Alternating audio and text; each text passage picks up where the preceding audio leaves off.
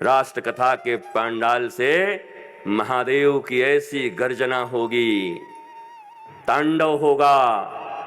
क्या तांडव होगा? जितनी भी दुष्प्रवृत्तियां हैं, ये गुरु की कथा भी महादेव का स्वरूप है, गुरु की वाणी भी महादेव का स्वरूप है। तुम्हारे हृदयों की सारी बुराइयों के ऊपर तांडव करके उसको मिटा देने की क्षमता गुरु वाणी में होती है। यह भी शिव हैं, शिव ही गुरु और गुरु ही शिव हैं। माता पार्वती और शंकर का एक सबसे बड़ा शिव जी का बहुत सुंदर एक ग्रंथ है, जिसके ऊपर आज के 10 साल पहले मैं नागपुर में 4 दिनों तक बोला था, गुरु गीता जिसको कहते हैं। पार्वती जी प्रश्न पूछती हैं और शंकर जी उत्तर देते हैं। तो गुरुवाणी में इतनी ताकत है, इतनी शक्ति है। पर याद रखो, तुम अगर थोड़ा सा मुझे समर्पण दे गए, थोड़ा सा, इतना सा, तो मैं तुम्हारे भीतर बहुत बड़ा परिवर्तन कर दूंगा। तुम थोड़ा सा समर्पण दे दो, इतना सा, बहुत ज्यादा नहीं, इतना सा। जो कुछ दुख होगा, पीड़ा होगी, शोक, सॉरोस, कैलेमिटीज, ये सब निकल जाएंगे। क्योंकि तुम्हारे चेहरे पे मैं मुस्कुराहट भी देखना चाहता हूं, और अभी वो संख्या में मुस्कुराहट मुझे दिख नहीं रही है। आगे वाले तो 2-4 कुछ मुस्कुरा भी रहे हैं कि ऐसे नहीं कि कुछ बोल दे हमारे ऊपर, लेकिन पीछे वाले तो मुंह ऐसे ही किए हुए लंबा पूरा कि तुम जितना भी बोलो हमारा 1 फीट का मुंह रहेगा। थोड़ा मुस्कुराओ, जरा मुस्कुराइए, मंथरा को दूर भगाइए। आसपास में कोई मंथरा हो तो हट जाइए, और मंथरा न भागे तो स्वयं भाग जाइए। अब मंथरा का असर पड़ चुका हो तो सदगुरु के शरण में आ जाइए। पर जरा मुस्कुराइए, एक बार मुस्कुराओ यार, सब मुस्कुराइए तो एक बार।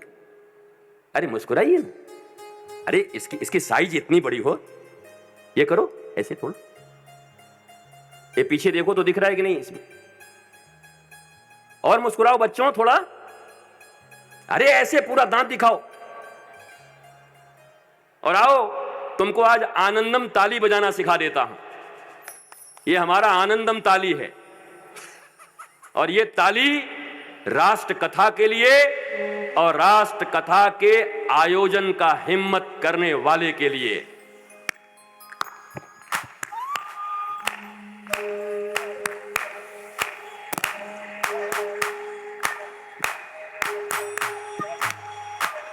सौगंध है तुम्हें कि न बजाओ तो एक एक।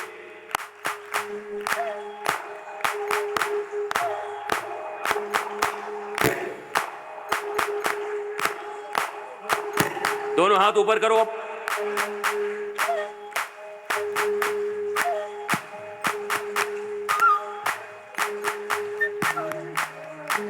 थोड़ा और जोर लगाओ, सुनाई पड़नी चाहिए। अयोध्या में तो सुनाई पड़े।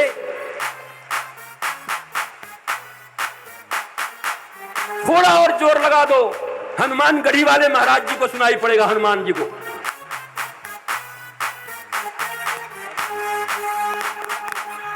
दोनों हाथ ऊपर रखो।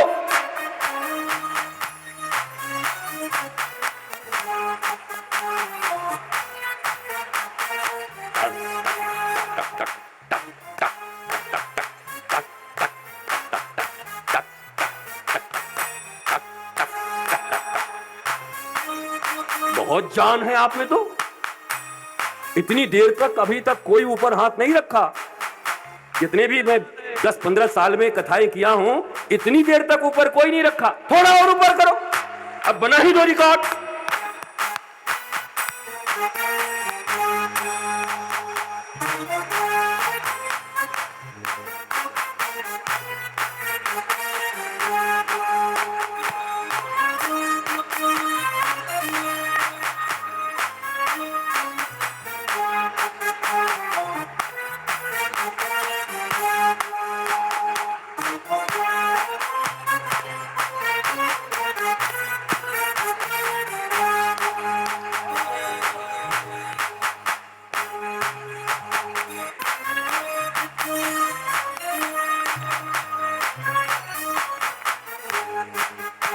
ये तो सचमुच रिकॉर्ड बन गया। बजाते रहिए। आपको पता है गाजियाबाद से 8-8 साल के 9-9 साल के 2 बच्चे, एक बच्ची स्केटिंग करते हुए वर्ल्ड रिकॉर्ड बनाते हुए यहां आ रहे हैं। 5 तारीख को या 4 तारीख को रात में पहुंचेंगे और छोटे छोटे 9-9 साल के बच्चे गाजियाबाद से स्केटिंग करते हुए अयोध्या नंदनी नगर यहां आ रहे हैं। वर्ल्ड रिकॉर्ड और गिनीज बुक में उनका नाम जाने वाला है। इस राष्ट्र कथा के पंडाल से यह भी होने वाला है। बताओ, छोटे छोटे बच्चे, इतना भाव है उनमें। बोला हम स्केटिंग करते हुए जाएंगे, और पता नहीं बच्चे कहां चला रहे होंगे। तो ये तो बहुत सारी चीजों का रचना रचा जा रहा है यहां पर, और गौरव जिन चीजों पर होना चाहिए उन्हें करना ही चाहिए।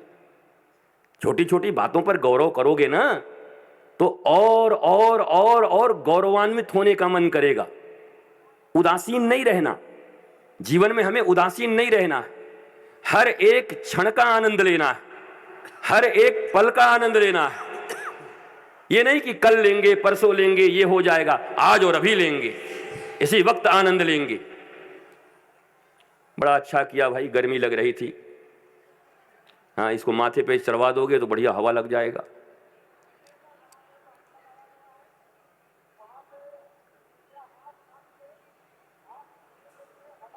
सीताराम सीताराम सीताराम कहिए, जाहि विधि राखे राम वाही विधि रहिए। सीताराम सीताराम सीताराम कहिए। ये मैं 10 साल से सोच के रखा था कि कभी अयोध्या जाऊंगा तो ये वाला जरूर गाऊंगा। मुझे आता नहीं, बाहर कहीं नहीं गाया।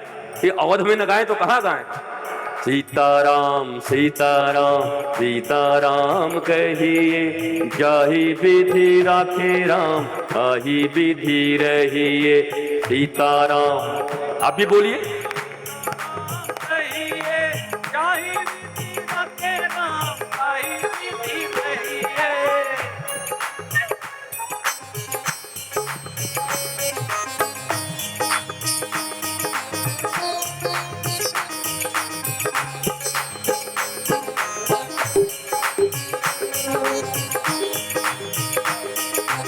धन्यवाद निर्विवाद राम राम कहिए, जाहि विधि राखे राम ताहि विधि रहिए। सीताराम सीताराम सीताराम कहिए, जाहि विधि राखे राम ताहि विधि रहिए। जाहि विधि राखे राम ताहि विधि रहिए।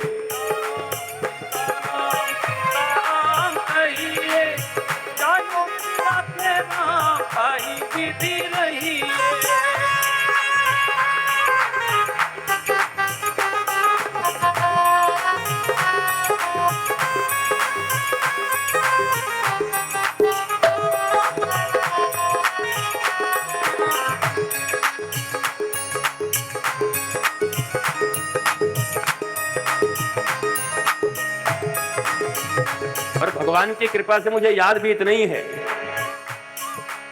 राम जी की ऐसी कृपा है कि याद भी इतना ही है, इससे आगे नहीं याद, इसलिए इतने पे विश्राम कर दो। पर ये सूत्र है, चलने दीजिए जैसा चल रहा है। श्री राम। महाराज दिलीप की उस दिव्य भावना के ऊपर प्रसन्न होकर उन्हें आशीर्वाद मिला गुरु का। गौ माता को बचाने में सफल रहे, जो परीक्षा लिया गया उस परीक्षा में सफल हुए, और फिर उस कुल की कीर्ति चाहे जब तक ये पृथ्वी रहेगी, ये पक्का पता है, जितना एआई आ जाए, कुछ भी आ जाए, पर भगवान राम की कीर्ति, इस कुल की कीर्ति कभी मिट नहीं सकती। ये कीर्ति सदा बनी रहेगी, क्योंकि इसमें ऐसे ऐसे पूर्वज रहे हैं। पर मुझे बड़ा अच्छा लगा कि प्रथम दिन की कथा ही महाराज दिलीप के दर्शन से और नंदिनी माता के दर्शन से प्रारंभ हुआ। वहां यज्ञ भी हो रहा है। ये भावना जब जब उन्हें देखें, यहां बच्चे आप सब भी जो स्कूल में रहते हैं, तो आप भी जब जब देखें तो इस भावना को सदा याद करें। वाह वाह वाह वाह, ऐसे महाराज जिन्होंने अपने गुरु के कहने मात्र से अपने शरीर का परित्याग करना उचित समझा, सिंह को दान करने के लिए सोचा, क्योंकि समर्पण के बिना तो इस संसार में कुछ भी प्राप्त नहीं होता। एक शराब पीने वाले को भी शराब पाने के लिए मेहनत करना पड़ता है।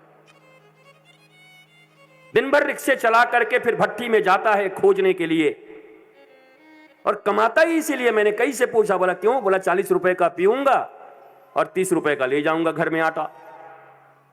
तो उन्हें भी बहुत समर्पण करते होते हैं अपने शराब पीने के लिए। इस दुनिया का ऐसा कोई काम नहीं जो समर्पण के बिना होता हो।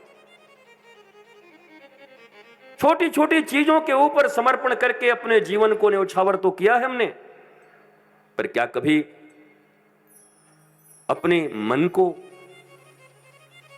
राममय बनाने के लिए, आत्मज्ञानी बनाने के लिए कभी उतना समर्पण किया है? मॉनिटर का आवाज और दो, मुझे सुनाई नहीं पड़ रहा। बब्बर शेर की तरह आवाज दो। यहां ऐसा लग रहा है कोई हमें सुनाई पड़ना चाहिए, कोई सुने ना सुने, हम सुनते हैं अपनी कथा, बाकी जिनको जो करना हो हमें सुनाई पड़नी चाहिए कि किस आवाज में जा रही है बाहर। इसलिए जीवन के समर्पण को ध्यान में रखते हुए समर्पण उतना ही लगेगा। निकृष्ट से निकृष्ट चीजों को, नश्वर से नश्वर चीजों की प्राप्ति के लिए भी जितना परिश्रम और समर्पण लगता है, उतने ही समर्पण में जीवन का शाश्वत सुख, जीवन का आनंद और ज्ञान जो तुम्हें प्राप्त हो जाएगा, उतना ही समर्पण लगता है। तो इतना कच्चा सौदा क्यों करते हो? छोटी छोटी चीजों के लिए अपने जीवन को तपा देते हो। इसको तुम्हें बता के रहूंगा, इसको तुम्हें मार के रहूंगा, इसको तुम्हें गाली दे के रहूंगा, ये तुम्हें खरीद के रहूंगा, 16 मॉडल तुम्हें ला के रहूंगा। इतनी छोटी छोटी बातों पर इतना अपना आयुष्य गंवा रहे हो। एक एक श्वास की कीमत समझते हो? सिकंदर जैसा आदमी जब आया और रोता रहा, विश्व विजेता बना था नहीं, लेकिन दुनिया के बेस्ट डॉक्टर उसके साथ थे। आज भी देखते हो प्रधानमंत्री, मुख्यमंत्री, मंत्री बड़े बड़े लोगों के फ्लिट चला करते हैं, उनके साथ पूरी की पूरी एक ऑपरेशन थिएटर चला करती है, बड़े बड़े डॉक्टर चला करते कॉन्वॉय में। तो सिकंदर के लिए सोचो कि उस जमाने के सबसे बड़े बड़े डॉक्टर, जो भी पद्धति उस समय ग्रीस में थी, पर वापस जाने लगा और खून की उल्टियां होने लगी, डिसेंट्री हो गई। तो अपने डॉक्टरों से कहा मुझे बस 3 दिन बचा लो, 3 दिन में हम पहुंच जाएंगे। उसकी भी 2 भावनाएं थी कि एक तो मैं जहां का हूं और एक मैं अपनी मां के गोद में सर रख के मरूं। न जाने कितनी माओं के गोद के लालों को छीन लिया था उसने, कितनों को अनाथ बना दिया था। विश्व विजय करने का ऐसा पागलपन चढ़ा था कि मनुष्यों को घास मूली की तरह काटता चलता था। लेकिन जब स्वयं के जीवन पर आई, तरसने लगा, बोला मैं आधा राज्य दे दूंगा, मुझे 3 दिन बचा लो। डॉक्टरों ने कहा तुम 3 दिन की बात करते हो राजा, 3 क्षण भी बचना मुश्किल लगता है, तुम्हारी नाड़ी उल्टी चल रही है। और जब कहा कि अब कुछ क्षण बचे हैं, तो सिकंदर ने कहा मंत्रियों को बुलाओ। बोला मेरा जब अंतिम संस्कार हो तो 2 काम करना, कॉफिन में मुझे ले जाओगे। उनके मत में जब कोई मरता है तो बक्से में बंद करके कॉफिन बोलते हैं, उसको कॉफिन में ले जाओगे। बस एक ही काम करना, मेरे दोनों हाथ बाहर रखना। महामंत्री ने पूछा ऐसा क्यों? ये तो आपके नियम में नहीं है। पूरा का पूरा बंद होके जाना है। बोला मैं राजा हूं, मैं आज्ञा देता हूं। और मेरे कॉफिन को उठाकर चलने वाले ये यही डॉक्टर हैं जो दुनिया के बेस्ट डॉक्टर मेरे साथ चल रहे हैं। लोगों ने पूछा इसका मकसद क्या है? तो सिकंदर ने रोते हुए कहा, मैं अपने देशवासियों और दुनिया वालों को यह संदेश देना चाहता हूं कि जो सिकंदर दिन रात एक पल भी चैन से जीवन न जिया, वहां चढ़ाई करनी, वहां मारना, उसको करना, जब उसकी मौत आई तो उसको पता भी न चला। और जब मौत आई तो दुनिया को जीतने वाला सिकंदर, लोग ये देखें कि जिसने अपनी पूरी जिंदगी, अपनी पूरी श्वासें, धड़कन गंवा दिया, क्योंकि चैन में तो नहीं रहा वो सिकंदर भी जब जा रहा है तो कॉफिन से हाथे बाहर करके रखना कि दोनों हाथ खाली हैं और दुनिया के सबसे बड़े डॉक्टरों के कंधे पर जा रहा है, अर्थात जान बचाने वाला कोई नहीं है। इसलिए जब तक जिंदगी मिली है तब तक धर्म के पथ पर चलते हुए अपने जीवन में भी आनंदित रहो और अपने आसपास रहने वाले लोगों को भी आनंदित करो। यही जीवन का परम लक्ष्य होना चाहिए। ये प्राप्तियां काम नहीं करेंगी और तुम छोटी छोटी चीजों में अपने जीवन को गंवाते हो। थोड़ा सा गुस्सा होते हो, थोड़ा तुम्हारा कोई, हमारी बेइज्जती हो गई, हमारे लिए उसने ऐसा कह दिया, अरे कुछ तो लोग कहेंगे, लोगों का काम है कहना, छोड़ो बेकार की बातों में कहीं बीत न जाए रहना। तू कौन है, तेरा नाम है क्या, सीता भी यहां बदनाम हुई, फिर क्यों संसार की बातों से भीग गए तेरे नैना। कुछ तो लोग कहेंगे, लोगों का काम है कहना।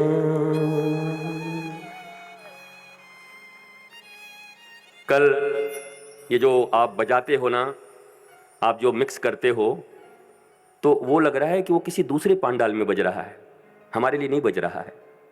तो मिक्स ठीक से नहीं कर पाए हैं आप, क्योंकि यहां भी वो उनके ये वायलिन, मुझे वायलिन बहुत प्यारी लगती है, मैं वायलिन सुनता हूं, फिर मैं एकाग्र होता हूं, पर वो तो लग रहा है जैसे कोई दूर दराज कोई किनारे में बच्चा बजा रहा हो, सुनाई पड़ रहा है ऐसे करके। आपने सभी अपने इक्विपमेंट्स जो भी हैं उसमें नहीं दिया, इनको इनपुट करने आपको नहीं आया, तो प्लीज इसको कर लेना। अब हम इनके ब्रिजभूषण जी के या प्रतीक हैं या करण जी हैं, इन्होंने तो अपना प्राण लगाया है। देश की जो सबसे अच्छी व्यवस्थाएं हो सकती थीं इन्होंने कराया है, पर करने वाले टेक्नीशियन को करना पड़ेगा ना। वो तकनीक आता तो शायद वो बैठ जाते खुद जाकर के उस तकनीक पर, मुझे ऐसा विश्वास है। पर बेटे, जब इतने मेहनत से और इतनी भावना से ये सब कुछ हो रही है तो आपको भी अवसर मिला है, आपको भी अवसर मिला है। इस अवसर को मत चूको। जितना तकनीक तुम्हें आता होगा वो तकनीक लगा दो। पता नहीं तुम भी यहां से क्या लेकर उठोगे, क्या खबर। कोशिश करो कि एक एक मनुष्य के जीवन में यहां आह्लाद उठे। इसलिए कभी निराश मत होना, नाराज मत होना, लोगों के कहने पे मत चलना, नहीं तो जीवन के प्रत्येक क्षण में तुम्हें रोना ही रोना पड़ेगा।